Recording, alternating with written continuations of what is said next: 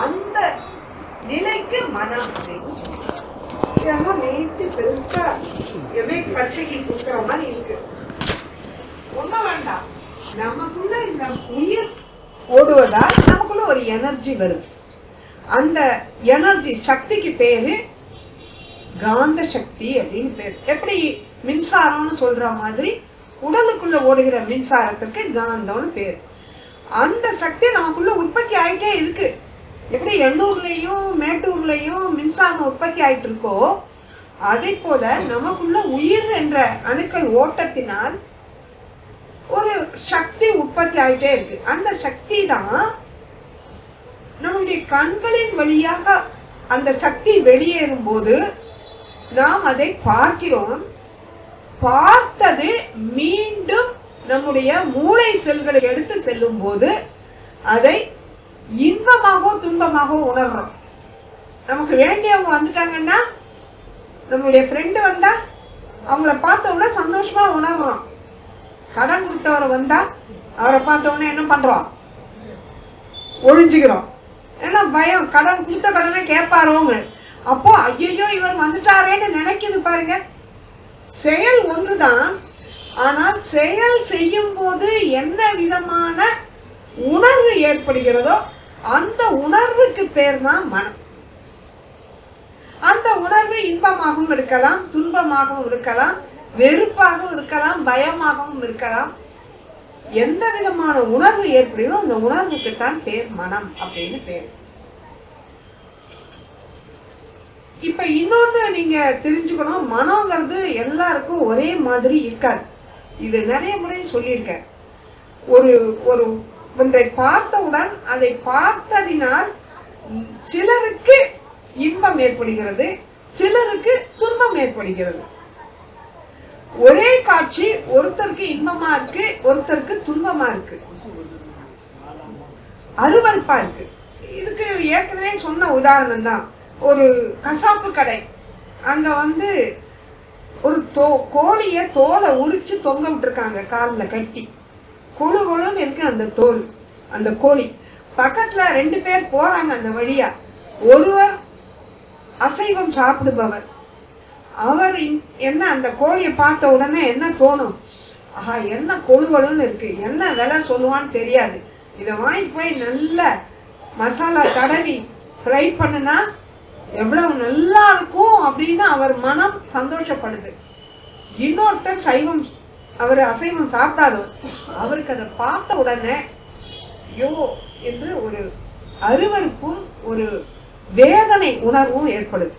அப்ப ஒரே காட்சி ஒருவருக்கு ஒரு சந்தோஷமான ஒரு உணர்வை கொடுக்குது, இன்னொருத்தருக்கு வருத்தமான உணர்வை கொடுக்குது. ஆக மனம் என்பது எல்லாருக்கும் ஒரே மாதிரி இருப்பது இல்லை. இதுல அடுத்த ஸ்டெப்பு, இந்த மனதினால் நாம் என்னெல்லாம் நினைக்கிறோமோ அத்தனையும் நம்முள் பதிவாகிறது. அதுதான் இப்போ நம்ம சப்ஜெக்டுக்கு முக்கியமானது. மனதினால் என்னெல்லாம் நினைக்கிறோமோ, எந்த உணர்வு ஏற்படுகிறோமோ அது நம்முள் பதிவாகிறது. அந்த பதிவு தான் 3 விதமான மனங்கள் அப்படின்னு சொல்லி சொல்றோம். மனங்கிறது ஒண்ணுதான். இந்த பதிவு நிலையை வைத்து அதற்கு 3 என்று பிரிச்சிருக்காங்க. மனதை மேல் மனம், நடுமனம், அடிமனம்.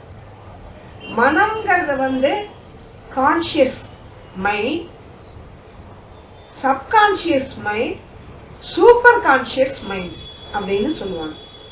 இப்போ இந்த 3 நிலையில இந்த மனம் செயல்படுது அப்படிங்கிறாங்க. ஏன்னா இப்ப நம்ம 3 மனதை பத்தி, தனி மனதை பத்தி மட்டும் இல்ல, 3 நிலைகளில் அந்த மனம் எப்படி செயல்படுது அப்படிங்கறதான் நம்ம சிந்திக்க போறோம். இதுல மேல் மனம் அல்லது புறமனம் அப்படின்னா என்ன அப்படின்னு பார்த்தோம்னா, நம்மளுடைய அன்றாட செயல்கள், அன்றாட நம்முடைய வாழ்க்கையில என்ன நிகழ்வுகள் நடக்கிறதோ, என்ன செய்கிறோமோ அது அத்தனையும் நம்முடைய மனதில் பதிவாகிறது. நீங்க என்ன செஞ்சாலும், நேற்று என்ன சாப்பிட்டோம் அப்படிங்கிறது இன்னைக்கு எப்படி உங்களுக்கு தெரியுது? ஒரு கல்யாண வீட்டுல எத்தனை வகையான உணவு போட்டாங்கிறது எப்படி தெரியுது? அப்போ எல்லா செயல்களும் நம்முள் பதிவாகி இருக்கு. அப்படி பதிவாவது மேல் மனம். அன்றாட நிகழ்வுகள் பதிவாவது மேல் மனம். இத இன்னும் கொஞ்சம் டீப்பா போனோம்னா அதுல என்ன மகர்ஷி சொல்றாருன்னா, அதற்கு ஞான கர்மேந்திரிய பதிவுகள் அப்படின்னு சொல்றாரு. கர்ம இந்திரியங்கள்னா நம்ம கை, காலு, வாய், இந்த மாதிரி இதெல்லாம் கர்ம இந்திரியங்கள். ஞான இந்திரியங்கள்னா கண், காது, மூக்கு, நாக்கு. அது ஒரு உணர்வை கொடுக்கிறது. இது செயலை செய்கிறது. கை, காலெல்லாம் அந்த மாதிரி ஞான கர்ம இந்திரியங்களில் பதிவாகிறது அப்படிங்கிறார். அது என்ன? ஞான கர்ம இந்திரியங்களில் பதிவாகிறது. இதுதான் மேல் மனதின் செயல்கள் ஞான கர்ம இந்திரியங்களில் பதிவாகிறது. இப்படி சொன்னா புரியல. இப்போ ஒருத்தர் டைப்பிங் கத்துக்க போறாங்க. டைப்பிங் கத்துக்க போன உடனே முதல் நாள் டைப் அடிக்க தெரியுதா? தெரியாது. எங்க ஏ இருக்கு, எங்க எஸ் இருக்கு, எங்க எஃப் இருக்கு, ஜி டின்னு பார்த்து பார்த்து அடிப்பாங்க. ஆனா ஒரு மாசம் 3 மாசம் பழகுன பிறகு அந்த எழுத்து எங்க இருக்குன்னு பார்க்க மாட்டாங்க. விரல்கள் தானாகவே அதை தட்டி விட ஆரம்பிக்கும். டைப் அடிக்கிறவங்க எல்லாம் பாருங்க, பேப்பர் பக்கத்துல இருக்கும். ஆனா இங்க கை மட்டும் இங்க பார்க்காமலே அடிக்கும். கண்ணு பேப்பரை பார்த்து இங்க அடிச்சுட்டே இருக்கும். எப்படி? எந்த எழுத்துக்கு எந்த விரலை அடிக்க வேண்டும் என்று தெரிகிறது. அதுதான் கர்மேந்திரியம். கைகள் கர்மேந்திரியங்கள். அப்போ இதுல பதிவானதுனால்தான் எங்க ஏன்னா எதை தொடணும், எந்த விரல் தொடணும், எஸ்ஸுக்கு எந்த விரல் தொடணும், டிக்கு எந்த விரல் தொடணுங்கிறது பதிவாகி விட்டது. பதிவானதால் பார்க்காமலே கூட அவங்களால செயல்பட முடியுது. இது கர்மேந்திரிய பதிவு. ஞானேந்திரிய பதிவு. ஞானேந்திரியம்னா மனம், கண்ணு, காது, இதெல்லாம். அதுல எப்படி பதிவாகுது? அதுல பதிவாகிறதும் தானா நடக்கும். பதிவானது மீண்டும் அது செயலுக்கு வருகிறது. இப்ப கார் ஓட்டிட்டு போறீங்க, இல்ல ஒரு ஆட்டோ ஓட்டிட்டு போறாங்க. திடீர்னு குறுக்க ஒரு சைக்கிள் வருது. வந்த உடனே அடுத்த நிமிஷம் கியரை மாத்தி பிரேக்க போடுறாங்களா இல்லையா?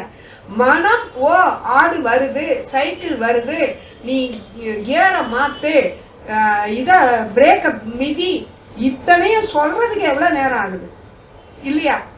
ஆனா அடுத்த நிமிஷம் வருதுன்னு தெரிஞ்ச உடனே மனம் சொல்லுது, ஏய் சைக்கிள் ஒருத்தன் வரான், குறுக்க வரான், நீ உடனே பிரேக் போடு. பிரேக் போடும் போதே கை கியரை மாத்துது. அப்போ இந்த செயல்கள் அனைத்தும் ஞானேந்திரியங்களுடைய செயல். ஆக மேல் மனம் என்பது கர்ம ஞான இந்திரியங்களில் பதிவாகிறது. அதுல மட்டும் பதிவாகல, எல்லாமே எல்லா செயல்களும் பதிவாகிறது.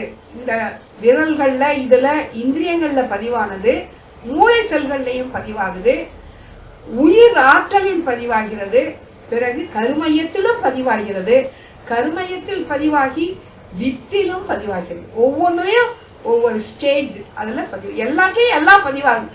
நாம் செய்த அனைத்துமே பதிவாகின்றது. ஆக இந்த மனதின் வேலை அப்படின்னு நினைச்சா அதனுடைய வேலை உணர்தல், துய்த்தல், கணித்தல், சிந்தித்தல், பதிவு செய்தல். இந்த பதிவு செய்தலை பத்தி தான் இப்ப நம்ம இது பண்றோம். உணர்தல் முதல்ல சொல்லியாச்சு. கணித்தல்ங்கிறதும் இந்த ஞான கர்ம பதிவுல தான் அது வருது. உன்னை பார்த்த உடனே இது நமக்கு செயலுக்கு வரும் வராது, இதை செய்தால் தப்பு, இதை செய்தால் தவறு இல்லை, இங்க போகலாம் அங்க வேண்டாம், இந்த மாதிரி எல்லாம் நமக்கு வருது இல்லையா? இதுதான் கணித்தல். நம்மளுடைய இன்ஸ்டிங்க்ட் அப்படின்னு சொல்லக்கூடிய கணித்தல். அதே மாதிரி சிந்தித்தல், நம்மளுடைய 6வது அறிவை கொண்டு சிந்திக்கிறோம். அடுத்தது தானா நம்மளுடைய செயல் இல்லாம நமக்கு தெரியாமலே பதிவாது. இந்த 5 வேலையும் மனம் செய்து. இந்த 5 மட்டும் செய்யல, என்ன பண்ணுது? பதிவானதை மீண்டும் எடுத்து காட்டுது. பதிவானதை மீண்டும் எடுத்து காட்டி அந்த செயலை செய்ய வைக்கிறது. இதுதான் இந்த பதிவு அப்படிங்கறதுல வரக்கூடிய இது. அடுத்ததாக மேல்மனத்துக்கு அடுத்தது நடுமனம். நடுமனம் அப்படிங்கும் போது அது என்ன அப்படின்னு பார்த்தா, தொழில் செய்வதால் ஏற்பட்ட அறிவின் அனுபவங்கள் மூளையில் பதிவாகி அது நடுமனத்துல பதிவாகி. இது பாத்தீங்கன்னா இந்த ஒரு தச்சு வேலை செய்கிறவர், வீடு கட்டுற வேலை செய்கிறவர், அவங்களுடைய பிள்ளைகளுக்கெல்லாம் தானாவே தெரியும். பொற்கொல்லர் இவர்களுக்கெல்லாம் அந்த பதிவு வித்தில் பதிவாவதால் அவங்களுக்கு சொல்லிக் கொடுக்காமலே அது வந்துடும். அதை வைத்துத்தான் அந்த காலத்துல வர்ணாசிரம தர்மம்னு ஆரம்பிச்சாங்க. ஆனா அது இல்லாமலே அது படி காட்டும் போது ஒரு பிரிவு வந்து விடுகிறது. ஜாதி பிரிவுகள், தொழில் பிரிவுகள் என்று வந்து விட்டது. அதை மாற்றுவதற்காக அந்த வர்ணாசிரம தர்மத்தை ஒழித்து விட்டு யார் வேண்டுமானாலும் எதை வேண்டுமானாலும் படிக்கலாம் என்று தற்கால சூழ்நிலைக்கு ஏற்ப ஏற்படுத்தப்பட்டது. ஆனால் நடுமனம் என்பது வித்தில் பதிவானது அங்கே செயலுக்கு தானாகவே வரும். அதுதான் நடுமனம். பொறி புலன்களின் கலப்பு இல்லாமல் இயங்க வல்லது நடுமனம். இந்த கண் காது இயக்கம் இல்லாதவங்க எல்லாம் எப்படி செய்யறாங்க? கண்ணு இல்ல, ஆனா அவங்க ரொம்ப இதா பண்ணிடுவாங்க. எப்படின்னா அவங்களுக்கு ஏதோ ஒரு உள் மனம், நடுமனம் ஒரு வழி காட்டுது. சும்மா அந்த சத்தத்தை வச்சு அவங்க கண்டுபிடிச்சிருவாங்க. அதே மாதிரி காது கேளாதவங்க அந்த ஏதோ ஒரு உணர்வுல அதை தெரிஞ்சு கொள்றாங்க. அதான் இந்த பொறி புலன் உணர்வு இல்லாமல் கவனிப்பதற்கு நடுமனத்தினுடைய தன்மை கிடைக்கிறது. இப்போ அடுத்ததாக பார்க்கும்போது இந்த மேல் மனத்தினால் நாம செய்யக்கூடியது ஆகாமிய கர்மம். இந்த செயலுக்கெல்லாம் பேர் வந்து ஆகாமிய கர்மம். சாப்பிடணும்னு நினைக்கிறோம், சினிமா பார்க்கணும்னு நினைக்கிறோம், பாடல் கேட்கணும்னு நினைக்கிறோம், எந்த செயல் செய்யணும்னு நினைக்கிறது அந்த செயல், அந்த பதிவுக்கு பேரு ஆகாமிய கர்மம். ஆன்மா இச்சைப்பட்டு இந்த செயலை செய்யணும்னு நினைக்குது, அதனால அதுக்கு ஆகாமிய கர்மம். நடுமனம் என்ன பண்ணுது? அது பிராரப்த கர்மமா மாறுது. எப்படி பிராரப்தம்? முந்தியெல்லாம் செஞ்சது மூளை செல்கள்ல பதிவாயிருக்கு. பதிவானது மீண்டும் அதே செயலை செய்ய வேண்டும் என்று அந்த எண்ணம் வரும்போது அது பிராரப்த கர்மமாக மாறுகிறது. இது நடுமனம். இந்த நடுமனம் தான் ரொம்ப இம்பார்ட்டன்ட். இந்த நடுமனத்துலதான் இப்ப நம்ம வந்து தியானம் செய்பவர்களுடைய கண்ட்ரோல் நடுமனத்துலதான் அதிகமாக இருக்கு. நடுமனம் தான் ஆழ் மனதையும் அந்த மேல் மனதையும் இணைக்கக்கூடிய முக்கியமான ஒரு கருவியாக இருக்கிறது அப்படின்னு மகர்ஷி சொல்றாங்க. அது எப்படிங்கிறத நம்ம பின்னால பார்க்கலாம். அதுக்கு முந்தி இந்த நடுமனம் என்பது, நடுமனம் தான் ரொம்ப ரொம்ப முக்கியமானது. பிராரப்த கர்மம். அது எப்படி பிராரப்த கர்மம்? பிராரப்த கர்மம் அப்படின்னு சொல்லும் போது ஏற்கனவே நீங்க செய்தது நடுமனதில் பதிவாகி இருக்கிறது அல்லவா?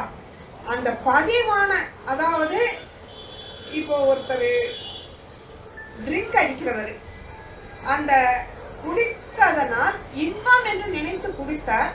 கொஞ்ச நாள் ஆனவுடனே அவருக்கு அது துன்பத்தை கொடுத்தது. துன்பத்தை கொடுத்தால் அந்த பிடியிலிருந்து விடுபட முடியவில்லை, அந்த பழக்கத்திலிருந்து விடுபட முடியவில்லை. ஆனா வீட்டுல இருக்கவங்க எல்லாம் சேர்ந்து இவரெல்லாம் கெட்டு போச்சுன்னு சொன்னதுனால திருப்பி மறுவாழ்வு இதுக்கு கூப்பிட்டு போய் ரீஹாபிலிட்டேஷன் சென்டர்ல சேர்த்து அவரை ரொம்ப கஷ்டப்பட்டு அதுல இருந்து விடுவிச்சாங்க. அவர் விடுவிச்சாச்சு.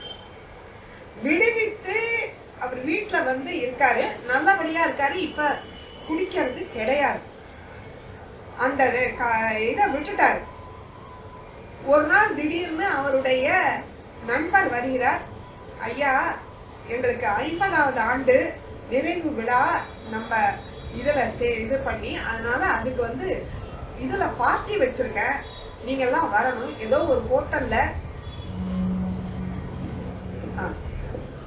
கேட்கலையோ, ஏதோ ஒரு ஹோட்டல்ல பார்ட்டி வச்சிருக்கேன், அந்த பார்ட்டிக்கு நீ வரணும்னு சொல்லி இன்விடேஷன் கொடுக்கிறாரு. அந்த ஹோட்டல் வந்து பார் அட்டாச்சு ஹோட்டல். அப்ப இவருக்கு சந்தேகம் வருது, என்னப்பா இந்த ஹோட்டல்ல வச்சிருக்க அப்படின்னு. ஆமா, ட்ரிங்க்ஸும் உண்டு அப்படின்ற. இவர் நான் தான் இப்ப அதை நிறுத்திட்டனே, அதனால நான் வரலங்கிறார். அத என்னைக்காவது ஒரு நாள் செஞ்சா என்னப்பா போகுது, அத பழக்கமா கொண்டாதானே தப்பு, என்றாவது ஒரு நாள் செய்தா தவறு இல்ல, கட்டாயம் வந்துருன்னு சொல்லிட்டு போறார். இப்ப அவர் என்ன பண்ணுவார், அவருடைய மூளை செல்களில் தான் குடித்ததனால் அனுபவித்த இன்பமோ அந்த மயக்கமோ நினைவில் இருக்கிறது, அது பதிவாயிருக்கு. அதே மாதிரி அதை நிறுத்துவதற்கு அவர் பட்ட கஷ்டமும் பதிவாயிருக்கு. ரெண்டுமே பிராரப்த கர்மம் என்னும் போது இந்த 3 வயது முதல் இந்த நிலை வரையில் நாம் செய்த செயல்கள் அனைத்தும் பதிவாகி இருப்பதுதான் பிராரப்த கர்மம் அப்படின்னு பேரு. அதுல பதிவாகி இருக்கு. அந்த பதிவுல எந்த பதிவின்படி அவர் நடக்கிறார், எதனுடைய எந்த பதிவு அழுத்தம் அதிகமாக இருக்கிறதோ அந்த பதிவின்படி அவர் நடப்பார். எது நல்லது கெட்டது என்று விளைவறிந்த விழிப்பு நிலையில் செயல்படக்கூடிய ஆற்றல் இருந்தால் அதன்படி நடப்பார். அப்போ அந்த தன்மையெல்லாம் வருவதற்குத்தான் மகரிஷி கொடுத்த இந்த துரிய நிலை தியானம் செய்யும் போது பிராரப்த கர்மத்தில் எது நல்லது எது கெட்டது என்று தெரியக்கூடிய ஒரு விழிப்பு நிலை கிடைக்கும் போது அவர் அதுக்கு போக மாட்டார். ஆனா தியான நிலைக்கு வரல, இங்க வந்து தியானம்லாம் செய்யலைன்னா அது மறைஞ்சு போயிடும், பட்ட கஷ்டங்கள் மறைந்து போயிடும்.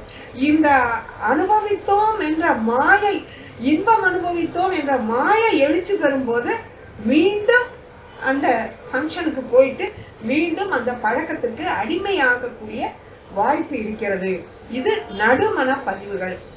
இதற்கு அடுத்ததாக ஆழ்மன பதிவுகள். இப்போ இந்த ரெண்டும் பிராணமய கோஷம், மனோமய கோஷம் அப்படிங்கிறார். முதல்ல அன்னமய கோஷம், முதல்ல ஆகாமிய கர்மம் செய்வது அன்னமய கோஷம். அன்னமய கோஷம் என்றால் எண்ணங்கள் அடங்கி இருக்கின்ற நிலை. கோஷம்னா வேற ஒண்ணும் இல்லை, அதனுடைய அடங்கி இருக்கின்ற நிலை. இது பிராணமய கோஷம், மனோமய கோஷம். ஏன்னா மனதுல ஏற்கனவே இருந்தது தானே திருப்பி எழுச்சி பெறுது, அதனால இது மனோமய கோஷம் அப்படின்னு சொல்றாங்க.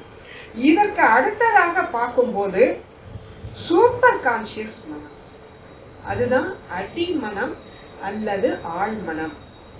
அந்த ஆழ்மன பதிவுகள் தான் கருமைய பதிவுகள் அப்படின்னு சொல்லணும். கருமைய பதிவுகள் மட்டுமல்ல, வித்தில் இனப்பெருக்கத்திற்கான விந்துநாத சக்தியிலும் பதிகிறது. அந்த விந்துநாத சக்தியில் பதிகின்ற அந்த பதிவு தான் அவர்களுடைய அடுத்த ஜெனரேஷன், அவர்களுடைய குழந்தைகளுக்கு பதிவுகளாக, சஞ்சித கர்ம பதிவுகளாக அது செல்கிறது. இவர்களுடைய எல்லா செயல்களும் வித்தில் பதிவாகும் போது, அந்த ஆழ் மனதில் பதிவாகி வித்தில் பதிவாகும் போது அது அடுத்த ஜெனரேஷனுக்கும் அது போகுது. இப்ப இந்த ஆழ் மனதை என்ன செய்யலாம்? இப்ப திருப்பி நமக்கு மகிழ்ச்சி ஏற்கனவே சொல்லி கொடுத்த அந்த இதுக்கு வருவோம். முதல்ல பீட்டா வேவ் அப்படின்னு சொன்னாங்க. இந்த மனமானது அலைப்பாய்கிறது. மனம் அலைப்பாய்கின்ற நிலையை அளந்து வச்சிருக்காங்க. அளக்கிற கருவி ஒண்ணு இருக்கு, பிபி அளக்கிற கருவி மாதிரி. அதை கொண்டு அளக்கும் போது மனமானது 14 இருந்து 40 சைக்கிள்ஸ் பெர் செகண்ட், ஒரு வினாடிக்கு அந்த அளவு மன அலைச்சுழல் வேகம் இருக்கு அப்படின்னு சொல்றாங்க. அந்த மன அலைச்சுழல் வேகம் அந்த 14 இருந்து 40 சைக்கிள்ஸ் அந்த பீட்டா நிலையில் இருக்கும் போது நாம் சிந்திக்கிற திறன் இன்றி உணர்வுகளுக்கு ஏற்ப இம்மீடியட்டா ரியாக்ஷன் எடுப்போம். இப்ப இந்த இன்விடேஷன் வந்த உடனே பார் அட்டாச்சுன்னு உடனே சிந்திக்காம இதுக்கு போகலாம் அப்படிங்கிற முடிவுக்கு வந்துருவாங்க. ஏன்? அந்த மனமானது அந்த எந்த ஃப்ரீக்வன்சில அதை அனுபவித்தார்களோ அதே ஃப்ரீக்வன்சி தான் நினைவு வருது, அதே ஃப்ரீக்வன்சில இருக்கும்.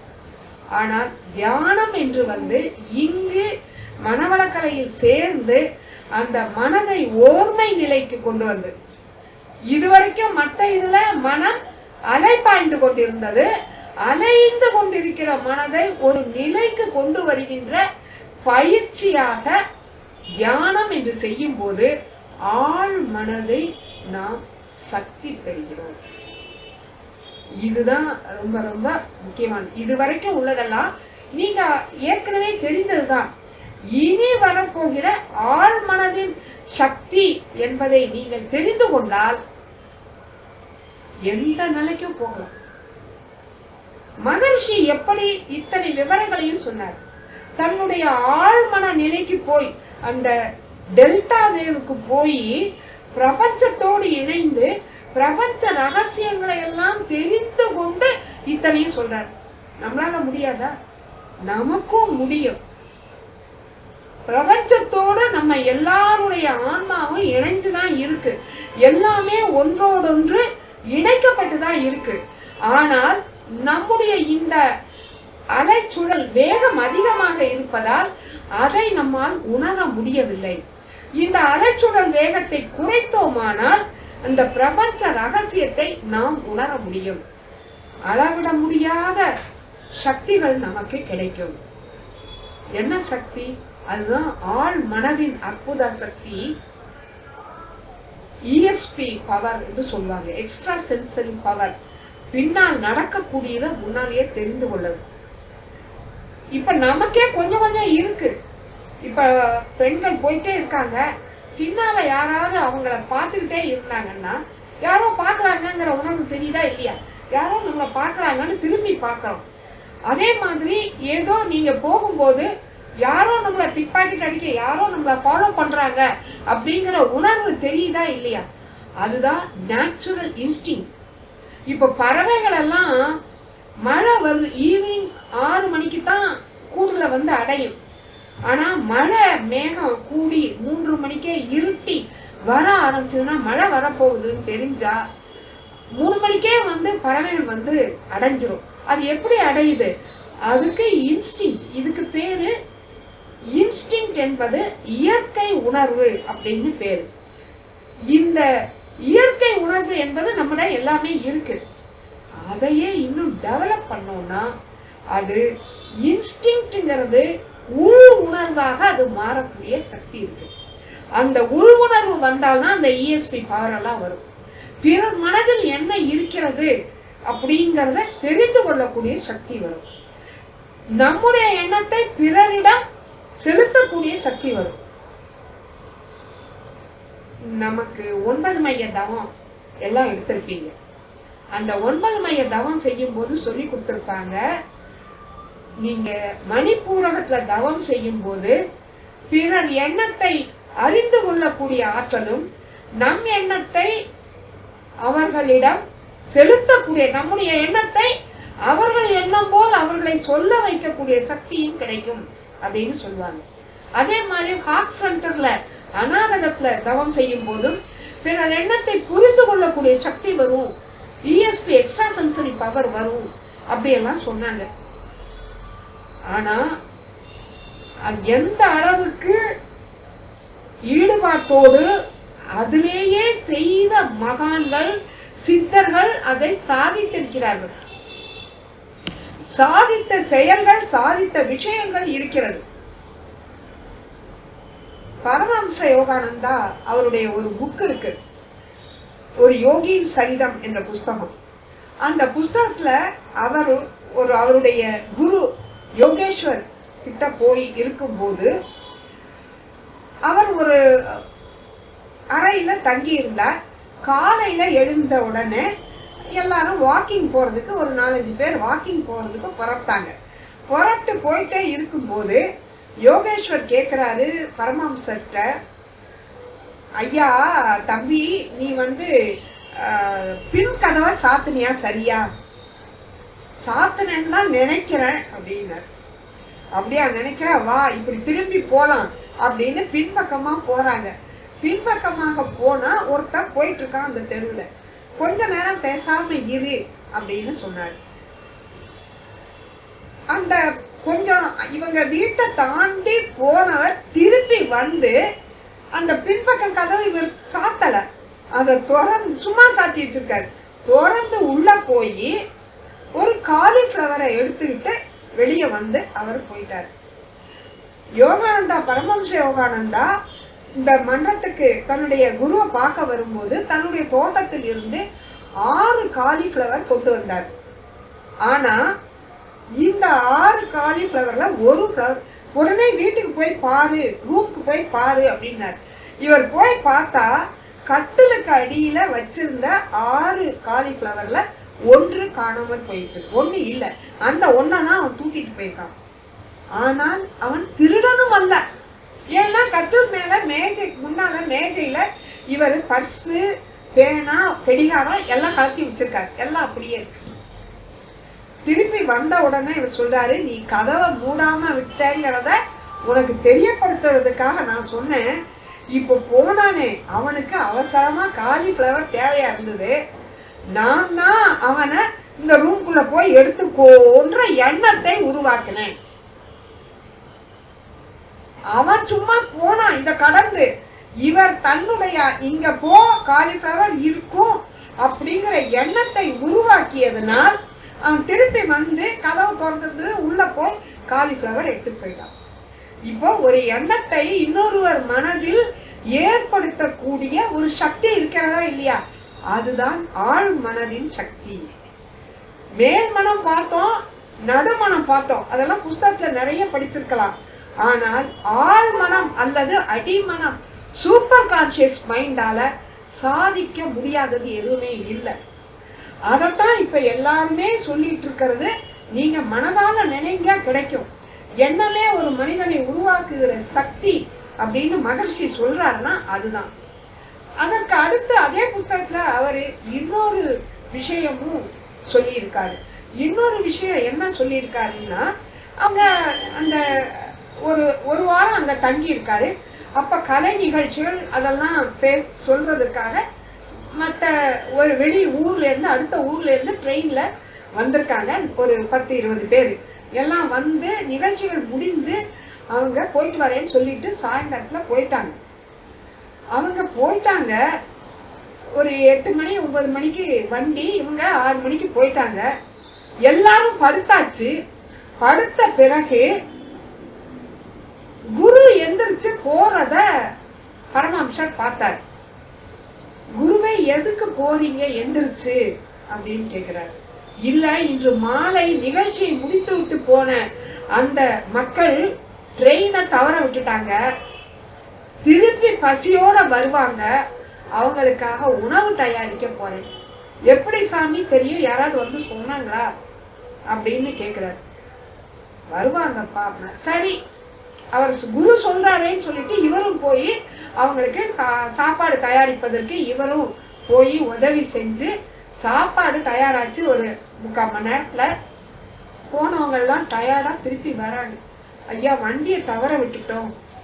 அப்படியா? பரவாயில்ல, பசியோட இருப்பீங்க, உட்காருங்க, சாப்பிடுங்கன்னு சூடா உணவு பருவாங்க. எப்படி அந்த விஷயம் தெரிந்தது? இங்க கொஞ்சம் அதிக காலங்கள் பயிற்சி செய்து தியானம் செய்கின்ற எல்லாருக்கும், இப்ப ஐயாவுக்கெல்லாம், வடிவானந்தர் ஐயாவுக்கெல்லாம் சில நிகழ்வுகள் முன்னதாகவே இது நடக்கும், இது வருவாங்க, இது நடக்காது என்று தெரிவதற்கு உங்களுக்கே ஆரம்பிக்கும். உங்களுக்கே தெரிஞ்சிருக்கலாம்.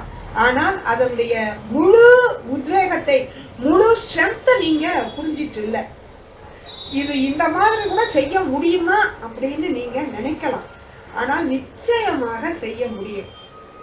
இது பரமஹம்சர் இதுல மட்டும் இல்ல, விவேகானந்தருக்கும் பிறருடைய எண்ணத்தில் இருப்பதை நாம் அறிந்து கொள்ள முடியும் என்பது அவருக்கும் நம்பிக்கை இல்லை. ஆனால் அவருக்கு ஒரு அனுபவம் ஏற்பட்டது. அந்த அனுபவத்தை அவர் 11/8/1900 லாஸ் ஏஞ்சல்ஸ் நகரத்துல அவர் நடத்தின ஒரு சொற்பொழிவுல இந்த செய்தியை அவர் கொடுக்கிறார். இவருக்கும் இந்த பிற மனதின் எண்ணங்களை புரிந்து சொல்லக்கூடியது ஒரு நடைமுறை சாத்தியம் இல்லை. இத்தனைக்கும் விவேகானந்தர் ஒரு புஸ்தகத்தை எடுத்தா 1 மணி நேரத்துல படிச்சு முடிச்சிருவாரு, ஒரு நாள்ல படிச்சு முடிச்சிருவாரு. அந்த லைப்ரரிக்காரர் வந்து நேத்து எடுத்துட்டு போன புஸ்தகம் இன்னைக்கு கொண்டாந்துட்டாருன்னா இப்படியே 2-3 தடவை செஞ்ச உடனே இவரு சும்மா விளையாட்டுக்கு எடுத்து போயிட்டு கொண்டு வராரு அப்படின்னு நினைச்சுக்கிட்டு லைப்ரரியன் கேக்குறாரு, படிச்சீங்களா இல்லையா? சும்மா சும்மா எடுத்துட்டு போயிட்டு படிச்சுட்டேன். எப்படியா இவ்வளவு பெரிய புத்தகத்தை ஒரே நாள்ல படிக்க முடியும்? நீங்க எந்த பக்கம் வேணாலும் கேளுங்க, நான் சொல்றேன். அவர் இப்படியே ரேண்டமா திறந்தார். ஒரு பக்கம் வந்தது. இந்த பக்கத்துல 888வது பக்கத்துல என்ன இருக்கு அப்படின்னு கேட்டா அப்படியே அந்த பக்கத்துல இருக்கிறத ஒப்பிச்சாராம். அந்த அளவுக்கு ஞாபக சக்தி உள்ளவர். அவரே இந்த பிறர் மனதில் இருப்பதை நான் அதை தெரிந்து கொள்ள முடியுங்கிற விஷயத்த நம்பல. அப்படி ஒரு சாது பிறர் எண்ணத்தை தெரிந்து சொல்லக்கூடியவர் இருக்கிறார்னு தெரிஞ்சு விவேகானந்தரும் அவருடைய நண்பரும் போனாங்களாம். போனப்போ இவங்க 3 பேரும் சொல்லிட்டாங்க, நம்ம ஒரு கடினமான எண்ணத்தை சென்டென்ஸா நினைச்சிட்டு போனோம் வாக்கியத்தை அப்படின்னு நினைச்சுக்கிட்டு 3 பேரும் 3 விதமான எண்ணத்தை வாக்கியத்தை நினைச்சுக்கிட்டு போனாங்களாம். கொஞ்ச நேரம் கழிச்ச உடனே உங்க எண்ணத்துல இருக்கிறத இதுதான் நீங்க நினைச்ச எண்ணம் வாக்கியம் அப்படின்னு சொல்லி அந்த சாது கரெக்டா சொல்லிட்டாரு. அவர் கரெக்டா சொல்லிட்டாரு. ஆனாலும் இவங்களுக்கு நம்பிக்கை இல்லை. இந்த 3 பேரும் இளைஞர்கள், இவங்களுக்கு நம்பிக்கை இல்லை. நம்பிக்கை இல்லை அப்படின்ற அந்த எண்ணமும் அந்த சாதுக்கு தெரிஞ்சு போகுமா இல்லையா? இவங்க நினைச்ச வார்த்தை போகுதுன்னா நம்பிக்கைப்படலேங்கிறது தெரிஞ்சு போச்சு. உடனே என்ன பண்ணாரு, 3 பேப்பர் எடுத்தாரு. 3 பேப்பர்ல ஏதோ எழுதினாரு. அத மடிச்சு 3 கொடுத்து உங்க பாக்கெட்ல வச்சுக்கோங்க, இப்ப பிரிச்சு படிக்காதீங்க. பாக்கெட்ல வச்சுக்கிட்டாங்க. வச்சுக்கிட்டு இவரு இன்னும் மத்த சொற்பொழிவுகள் ஏதோ ஒரு 1/2 மணி நேரம் பண்ணிட்டு, இப்பொழுது நீங்க 3 கேள்வி, இன்னும் வேறு 3 கேள்விகள் கேளுங்க. எந்த லாங்குவேஜா இருந்தாலும் பரவாயில்ல, எந்த மொழினாலும் பரவாயில்ல, நீங்க கேளுங்கன்னு இவங்க 3 பேரும் சிந்திச்சு இன்னும் கடினமான ஒரு எண்ணம் எண்ணணும் அப்படின்னு சொல்லிட்டு வேற மொழியில என்ன சொன்னாருன்னு விவேகானந்தர் சான்ஸ்கிரிட்ல ஒரு வாக்கியத்தை மனசுக்குள்ள நினைச்சுக்கிட்டாராம். அடுத்தவர் அவருடைய இன்னொரு நண்பர், இஸ்லாமிய நண்பர், அவர் குரான்ல வர்ற ஒரு வாக்கியத்தை அவர் நினைச்சுக்கிட்டாராம். 3ஆமவர் ஒரு டாக்டர், அதனால அவர் ஒரு மருந்தின் பெயரை ஜெர்மனியில அவர் அதை நினைச்சுக்கிட்டாராம். மனசுல நினைச்சுக்கிட்டு போய் உட்கார்ந்தாரு. இவர் சொல்லுவாருன்னு பார்த்தா அவர் என்ன செய்தார்னா, உங்கள்கிட்ட நான் கொஞ்ச நேரத்துக்கு முந்தி பேப்பர் கொடுத்தல, அந்த பேப்பர் எடுத்து பாருங்க அப்படின்னு சொன்னாங்க. பேப்பர் எடுத்து பார்த்தா விவேகானந்தர் பேப்பர்ல இவர் நினைச்ச சான்ஸ்கிரிட் வாக்கியம் இருக்கு. இவர் இஸ்லாமியர் கொடுத்த இதுல அந்த குரான் வாக்கியம் இருக்கு அரபு மொழியில, இது ஜெர்மனிய மொழியில இருக்கு. இவங்க 1/2 மணி நேரம் கழித்து என்ன நினைக்க போகிறார்களோ அதை இவர் முன்னதாகவே எழுதி கொடுத்துட்டார். இத விவேகானந்தருக்கு வேணா அன்னைக்கு பெரிய அதிசயமா தோன்றி இருக்கு, ஆனால் நமக்கெல்லாம் தோன்ற கூடாது. ஏன்னா அந்த சக்தி வேண்டுமானால் நம் வளர்த்து கொள்ளாமல் இருக்கலாம். மகர்ஷி தியானம் சொல்லும் போது என்ன சொல்லி கொடுத்தார், அந்த மணிப்பூரத்துல தவம் செய்யும் போது உங்கள் எண்ணத்தை பிறர் எண்ணத்தில் உதிக்க செய்யலாம். இருக்கா இல்லையா? எடுத்து பாருங்க, கிளீனா போட்டிருக்கோம். மணிப்பூரத்தில் நீங்கள் தவம் செய்யும் போது பிறர் எண்ணத்தை அறிந்து கொள்ளலாம், உங்கள் எண்ணத்தை பிறர் வாயிலாக சொல்ல வைக்கலாம். 2யும் பண்ணாரா இல்லையா? இது சிலருக்கு இயல்பாக வரக்கூடிய ஒரு சக்தியாக இருக்கிறது. ஆனால் ஆள் மனம் என்று நாம் நினைத்து கொண்டோமானால், நம்முடைய மனது சக்தியை நாம் புரிந்து கொண்டோமானால், இந்த சக்தியை கொண்டு நாம் எந்த அளவுக்கு வேண்டுமானாலும் உயரலாம். இங்கதான் நம்ம முக்கியமா ஒன்றை கவனிக்கணும். இப்ப மகரிஷி என்ன சொல்றாருன்னா, மனம் புலன் உணர்வில் மயங்கிட மாயையாம்.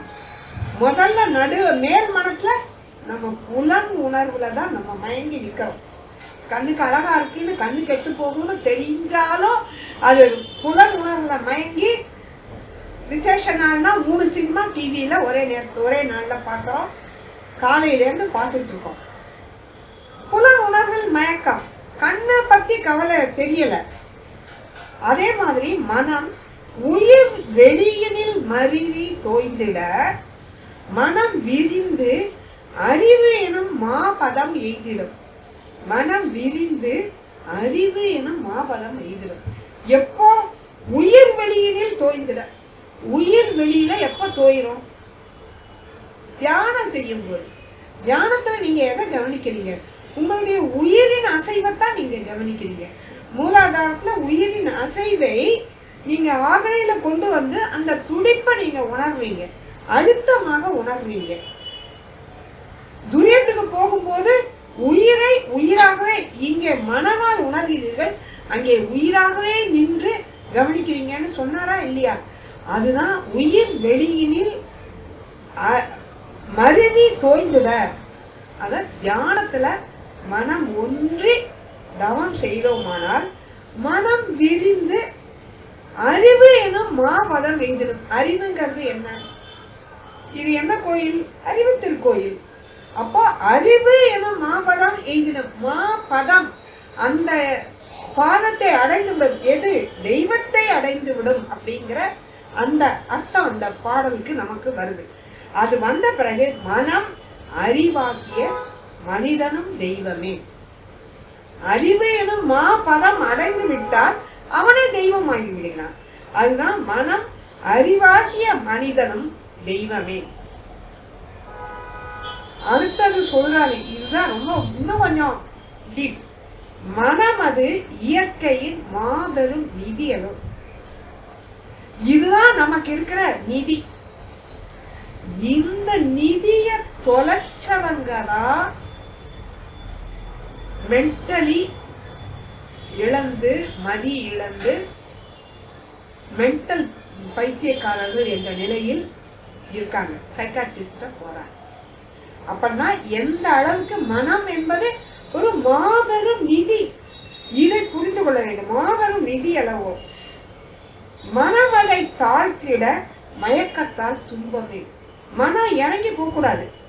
உள்ளதெல்லாம் உயர் உள்ளதா இருக்கணும். மனம் கீழ்மட்டத்துல நினைக்க கூடாது. அதுதான் மகாத்மா காந்தி அந்த 3 சொன்னார் இல்லையா? தீயதை பேசாதே, தீயதை பார்க்காதே, தீயதை கேட்காதே என்று 3 இதையும் மூடிக்கொண்டு ஒரு பொம்மை வைத்திருப்பார் அல்லவா? அதனுடைய அர்த்தம் இதுதான். மனம் அதை தாழ்த்திட மயக்கத்தால் துன்பமே. மனம் அதை உயர்த்தினால் மட்டில்லா இன்பமே. மனதிலே உள்ள எல்லாம் எல்லாம் மனசுலதான் இருக்கு. மற்ற எங்கே தேடுது? வேற எங்கேயும் போய் தேட வேண்டாம். எல்லாம் உங்க மனசுல இருக்கு. அப்போ மனதிலே உள்ள எல்லாம் என்பது இந்த இதத்தான் தற்காலத்துல எல்லாரும் நீங்க நினைங்க, நினைச்சது நடக்கும், நினைச்சது நடக்கும். ஆனால் நாம் என்ன நினைக்கிறோம்? எதிர்மறையாகவே நினைக்கிறோம். நாம் அனைத்தையும் எதிர்மறையாக நினைக்கிறோம். எங்க போனாலும் சந்தேகம். ஒரு இடத்துக்கு போறோம்னா ஒழுங்கா பஸ் கிடைக்குமா கிடைக்காதா, பஸ் வருமா வராதா என்ற சந்தேகம். இந்த சந்தேகம் என்பது எதிர்மறை சிந்தனையாக வரும்போது அதுதான் உங்களுடைய ஆழ் மனதின் எண்ணமாக வருது. அலுவலகத்துக்கு போன கணவர் கொஞ்சம் வர்றதுக்கு 2 மணி நேரம் 1 மணி நேரம் லேட் ஆச்சு. லேட்டான உடனே மனம் ஏதோ வேலை இருக்கும், அல்லது பாரிய நண்பரை சந்தித்திருப்பார், பேசிட்டு வருவார். அப்படியே நினைக்குது? நினைக்க மாட்டேங்குது. ஏதோ கற்பனை பண்ணுது. ஐயோ என்ன டிராபிக் ஆக்சிடென்ட்டுங்க, அதுங்க இதுங்க. ஏன் அந்த எதிர்மறையானதை நினைக்கிறோம்? நினைக்க கூடாது. அதுதான் மனதினுடைய சக்தி, அதுதான் ஆழ் மனதின் சக்தி. அந்த ஆழ் மனதின் சக்தியை கொண்டு எல்லாத்தையுமே நல்லதாக மாற்றிக்கொள்ள முடியும். அதுதான் சீக்ரெட் அப்படிங்கிற அந்த புஸ்தகத்துல சொல்லப்படுகிற அந்த ரோண்டா பைன் அப்படிங்கிறவங்க சொல்லிய எல்லாமே நீங்கள் உங்கள் மனதால் அனைத்தையும் அடையலாம் என்பதுதான் அவங்க சொல்லி கொண்டிருக்கிற விளக்கம். அதுல என்ன வேண்டுமானாலும் நீங்க நினைக்கலாம். அதே மாதிரி ஒன்றை அடைய வேண்டும் என்று நினைத்தால் அடைந்து விட்டதாக பாவனை செய்யுங்கள் அப்படின்னு சொல்றாங்க. அது முதல் ஸ்டெப். இப்ப கார் வாங்கணும், ஒரு உதாரணத்துக்கு சொல்கிறேன். கார் வாங்கணும்னு ஆசை இருக்கு. அப்பா எத்தனை நாளைக்கு இங்க கஷ்டப்பட்டு ஸ்கூட்டரை ஓட்டிட்டு போறோம் அப்படின்னு நினைக்கிறோம். ஆனா கார் வாங்க முடியுமா நம்மளால? அதுக்கு எவ்வளவு கட்டணும், பணம் எவ்வளவு கட்டணும்? நமக்கு இப்போ 1 லட்சம் தான் இருக்கு, அவன் 2.5 லட்சமாவது கொடுத்தாதான் கார் தருவான். அதுக்கு பிறகு அதுக்கு பெட்ரோல் போட்டு நம்ம அதை மெயின்டைன் பண்றதுக்கு முடியுமா? இதுதான் நம்மளுடைய மனதில் எண்ணமாக இருக்கிறதே தவிர எனக்கு கார் வேணுங்கிறத மட்டும் நினைங்க. அதுதான் அவங்க சொல்றது. அவங்க சொல்ற இது உங்களுடைய ஆழ் மனதிற்கு இதெல்லாம் அனலைஸ் பண்ற மூளை கிடையாது. அனலைஸ் பண்றது அந்த மேல் மனமும் நடுமனமும் தான். அது ஒண்ணு, உனக்கு கார் வேணுமா, சரி கார் கிடைச்சிச்சு, கார் வந்ததுன்னு சொல்லி கார் வந்தது, கார்ல நான் ஏறி டூர் போறேன், கார்ல ஏறி ஆபீஸ்க்கு போறேன், கார்ல ஏறி என் மனைவி மக்களோட பீச்சுக்கு போறேன், அதை மட்டும் விஷுவலைஸ் பண்ணுங்க. நீங்க ஓட்டுறீங்க இல்ல டிரைவர் வச்சு ஓட்டுறீங்க, நீங்க எங்க உட்காருங்க, இதெல்லாம் விஷுவலைஸ் பண்ணுங்க. அதாவது காட்சியாக, அகக்காட்சியாக காணுங்கள். அப்படி காணும் போது அவை அத்தனையும் செயலுக்கு வரும். சரி, இது என்ன மந்திரமா மாயமா? செயலுக்கு வருவதற்கான வாய்ப்பு உங்களுடைய எண்ண அலைகள் பிரபஞ்ச களத்திற்கு போய் நீங்க நினைத்ததை செயலுக்கு கொண்டு வருகின்ற ஒரு சக்தி இருக்கு. ரேடியோ எல்லாம் வரும்போது நம்ம நினைச்சு பார்த்தோமா? அனைத்துமே இங்க இருக்கு, இந்த பிரபஞ்ச களத்துல அனைத்து ஒலிகளும் இருக்கு. ஆனால் அதில் ஒரு ஒலி அலையை மட்டும் இழுத்து இந்த ரேடியோவில் இந்த ஃப்ரீக்வன்சியில வைக்கும் போது அங்கே பாட்டு வரும், இந்த ஃப்ரீக்வன்சியில வைக்கும் போது நாடகம் வரும் என்று தெரியுமா நமக்கு? இங்கே எல்லா விதமான அலைகளும் இருக்கு. இந்த அலையில சன் டிவி அலை இருக்கு, ஜெயா டிவி அலை இருக்கு, கலைஞர் அலை இருக்கு, புதுயுகம் அலை இருக்கு, எல்லாம் கலந்து இருக்கு. ஆனா இங்க ஒரு டிவியை கொண்டாந்து வைங்க, அதை பிரித்து எடுக்கின்ற, அந்த பிரித்து எதை நீங்க டியூன் பண்றீங்களோ அதை காட்டுது, காட்சியாக காட்டுது. இப்படி காட்சியாக காட்டுகின்ற சக்தி மனிதன் கண்டுபிடித்த ஒன்றுக்கு இருக்கிறது என்றால், மனிதன் மூளை கண்டுபிடித்த ஒன்றுக்கு இருக்கிறது என்றால், அதை விட பவர்ஃபுல்லான மூளையால ஏன் செய்ய முடியாது? நம்மால செய்ய முடியும். அதைத்தான் அந்த காலத்து சித்தர்கள் செய்தார்கள். சித்தர்கள் தாங்கள் நினைத்ததை முடிப்பது அவர்களுடைய மன அழுத்தத்தினால், மனதின் ஆழ் மனதின் சக்தியால் தான் செஞ்சாங்க. ஆழ் மனதின் அற்புத சக்தியினால எத்தனையோ பின்னால என்ன நடக்குங்கிறதெல்லாம் நாஸ்டர்டாம் அப்படிங்கிறவரு எத்தனையோ ஆண்டுகளுக்கு முந்தி எவ்வளவோ நாட்டுல உலகம் முழுவதும் உள்ள செயல்களுக்கெல்லாம் எழுதி கொடுத்திருக்காரு. நிறைய அந்த மாதிரி மகான் கண்ணையா என்பவர் எப்படி நாம் நினைத்ததை நாம் செயலுக்கு கொண்டு வர முடியும் என்று எழுதி கொடுத்திருக்கிறார். அவங்கெல்லாம் பழைய இதுல சொல்லி கொடுத்திருக்காங்க. ஆனால் நாம் அதை சரியாக பயன்படுத்தவில்லை. நமக்கு வேற எதுவும் வேண்டாம். மகரிஷி சொன்ன மாதிரி அடுத்தவங்க மனதுல என்ன எண்ணுகிறார்கள் என்ற அந்த சக்தி வேண்டாம். ஏன்னா நான் பேசுறேன் நல்லா இருக்குன்னு நீங்க நினைச்சீங்கன்னா எனக்கு நல்லா இருக்கும், சந்தோஷமா இருக்கும். என்ன அறுக்குறாங்களே இவங்க அப்படின்னு நீங்க நினைச்சா அதுவும் எனக்கு கேட்கும், எனக்கு புரியலையா, ஐயோ என்னடா இப்படி நினைக்கிறாங்களே அப்படின்ற மாதிரி நமக்கு வருத்தம் தான் ஏற்படும். நல்ல வாயார குளிர்ந்து பேசுவாங்க, ஆனா மனசுக்குள்ள சரியா வந்துட்டான்பா, சரியான சாப்பாட்டு நேரத்துக்கு வந்துட்டான் அப்படின்னு நினைச்சா அந்த எண்ணம் நமக்கு தெரிஞ்சதுன்னா நமக்கு நல்லா இருக்குமா? நல்லா இருக்காது. அதனால எண்ணத்தை அறியக்கூடிய அந்த சக்தியும் வேண்டாம். நம் எண்ணத்தை பிறர் மனதில் திணித்து அவர்களுடைய சுதந்திரத்தில் தலையிடக்கூடிய அந்த செயலும் வேண்டாம். நாம் நல்ல விதமாக நம்மை உயர்த்தி கொள்வதற்கு நம்முடைய ஆழ்மன சக்தியை பயன்படுத்துவோம். நான் நன்றாக இருக்க வேண்டும், நான் உடல் நலத்தோடு இருக்கிறேன், எனக்கு வேண்டிய பொருளாதார வளத்தை நான் ஏற்படுத்திக் கொள்கிறேன், என்னிடம் உறவுகள் நல்ல அன்போடு இருக்கிறார்கள். இந்த கல்யாணம் பண்ணும் போது, மகனுக்கு கல்யாணம் பண்ணும் போது அவ்வளவு ஆர்வமா இருப்பாங்க. கல்யாணம் பண்ணணும், பொண்ணு கிடைக்கணும், பொண்ணு கிடைக்கணும், இந்த இப்படி கிடைக்கணும். பண்ணி முடிச்ச பிறகு மருமக நம்மள மதிக்க மாட்டா. இது யாரு? மருமக மதிச்சுட்டு தான் இருக்கா. அவ இன்னும் எதுவுமே ஆரம்பிக்கல. நம்முடைய மனம் அப்படி ஒரு கற்பனை பண்ணி கொண்டு செய்கிற சிறு சிறு செயல்கள் கூட நம்மை மதிக்கவில்லை. நம்மளை பத்தியா கவனிக்காம இருப்பாங்க. நம்ம வரும்போது அவங்க பாட்டுக்கு உட்கார்ந்து இருக்காங்களே, அல்லது அவங்க ஏதாவது படிச்சுட்டு இருப்பாங்க, அம்மா கொஞ்சம் தண்ணி கொடுமா, அல்லது பால் காயுதுமா மூடு அப்படின்னு சொன்னா அவங்க படிக்கிற அந்த நியூஸ் படிக்கிற வேகத்துல அது காதுல விழுந்திருக்காது. பத்தியா நம்ம சொன்னாலும் கவனிக்கல. இதெல்லாம் விட்டுட்டு எல்லாவற்றையும் பாசிட்டிவ் நேர்மறை சிந்தனையாக, அனைவரையும் நல்ல உறவுகள் உள்ளவர்களாக, நம்முடைய உடல் நலமாக இருக்கிறது என்ற எண்ணத்தோடு எல்லாமே நல்லா இருக்கு. ஒன்று மட்டும் சொன்னேன், காலையில டிவி நியூஸோ பேப்பர் நியூஸோ பார்த்தா அதை உள்வாங்காதீங்க. இங்க கொலை, இங்க செயின் ஸ்நாச், இங்க கொலை, அதெல்லாம் வரும். அதெல்லாம் அப்படியே விட்டுருங்க. அதனுடைய முழு அர்த்தத்தையும், அப்படியா கொள்ளை அடிச்சானா, எப்படி அடிச்சான், பின்காச கதவு திறந்தா, பூட்டை உடைச்சா, புல் இதுவும் படிக்காதீங்க. முதல்ல நேரம் வேஸ்ட். அந்த படிக்க அத்தனையும் உங்கள் ஆள் மனதில் பதிந்து நீங்க என்னைக்காவது ஊருக்கு போனோம்னா அதெல்லாம் நினைவு வரும். நினைவுக்கு வந்து ஐயோ நிம்மதியா ஊருக்கு போக முடியாது. ஐயோ வந்துருவானோ, திருப்பி கூட்டம் எடுத்து பார்க்குது, அல்லது எதையாவது வைப்போமா. இதெல்லாம் எதுக்கு? அதெல்லாம் விட்டுருங்க. ஆனா நல்லது இருக்கு பாருங்க, நல்லதை. ஏன்னா மக்கள் வந்து இப்போ எத்தனையோ முறையில நல்ல விஷயங்கள் நடத்துறாங்க. அந்த இதுல நீங்க அதை படிங்க, அதை இது பண்ணுங்க. நிறைய மரம் நடுறாங்க.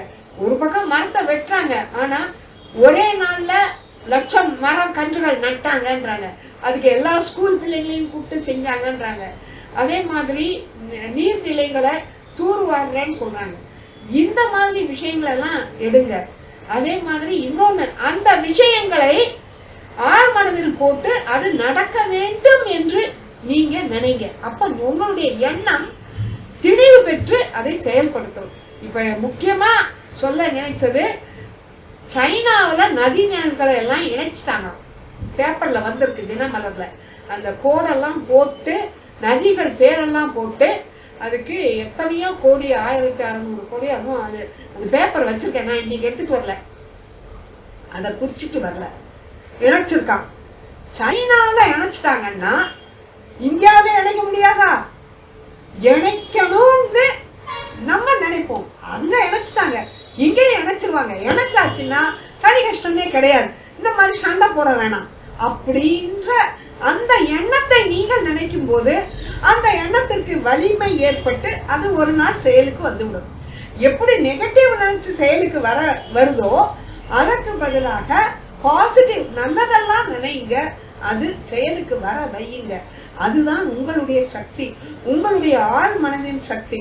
தவம் செய்து செய்து நீங்கள் நல்லவற்றையே நினைப்பதற்கு பழகிக் கொள்ளுங்கள். நீங்கள் நினைப்பது நிச்சயம் செயலுக்கு வரும். இன்னும் நிச்சயமா மகர்ஷி நினைச்சதெல்லாம் செயலுக்கு வந்திருக்குங்கிறதெல்லாம் சொல்லனா நேரம் இல்லை, மணி 8:30 ஆயிடுச்சு. நான் இதோட இந்த சிந்தனை, ஏன்னா இது ரொம்ப ரொம்ப அருமையான, நீங்க அந்த மேல்மனம் நடுமனம் ஆழ்மனம்ங்கிறது புத்தகத்துல படிச்சது, அதனுடைய இன்னும் டீப்பா போனது நான் 2வது பகுதியில சொன்னது. இதெல்லாம் சொன்னா உங்களுக்கு மனதுல என்ன ஒரு உற்சாகம் வருதா இல்லையா, தைரியம் வருதா இல்லையா? நோயை பற்றி சிந்திக்காதீங்க, இயலாமை பற்றி சிந்திக்காதீங்க, உறவுகளின் குறைபாடுகளை சிந்திக்காதீர்கள். எல்லாம் நல்லா இருக்கு. மகன் என் மேல அன்பா இருக்கா, மருமக என் மேல அன்பா இருக்கா, என் மனைவி என் மேல அன்பா இருக்கா, என் கணவர் என் மேல அன்பா இருக்காரு. இன்றைய சிந்தனையை நிறைவு செய்கிறேன். வாழ்க வளமுடன்.